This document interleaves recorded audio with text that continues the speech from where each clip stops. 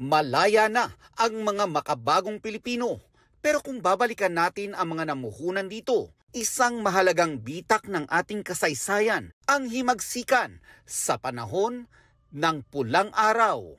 Sa Independence Day plug ng inaabanghang family drama series, mabibigyan tayo ng pasilip sa mga karakter na gagampanan ni Barbie Fortesa, Sanya Lopez, David Dicauco at Alden Richards.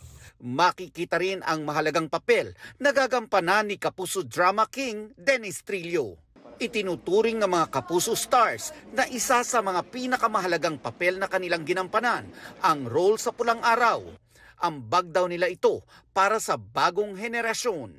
Napakalaking bagay nito sa akin dahil sabi ko nga parang isa ito sa teleserye na proud akong maikukwento sa mga anak ko pagdating ng araw. Kasi naging parte ako ng isang napaka-importanting proyekto na tatagal ng ages. Nakatulong siya sa akin para mas ma-appreciate yung buhay natin bilang Pilipino. Nakaka-proud maging Pilipino. Naging masusi ang cast at crew ng Pulang Araw sa paggawa ng Independence Day plug. Mula sa mga eksena na tampok si Alden,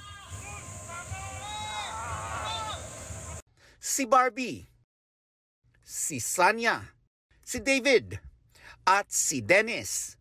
Because of this teleserye, makikita ng mga generations now, yung mga present na nandito, mga Pilipino, na ganon yung sacrifice na ginawa ng mga Pilipino noon.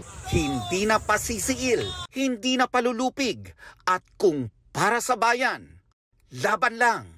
Bibigyan natin ng larawan yung mga kwento ng ating mga lolo't lola sa atin. So sana tong project na to, at after this is shown in Philippine television, magkaroon sana to ng ripple effect when it comes to, magamit sa mga eskwelahan.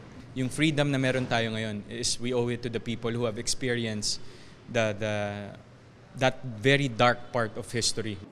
Nelson Canlas, updated sa Showbiz Happenings.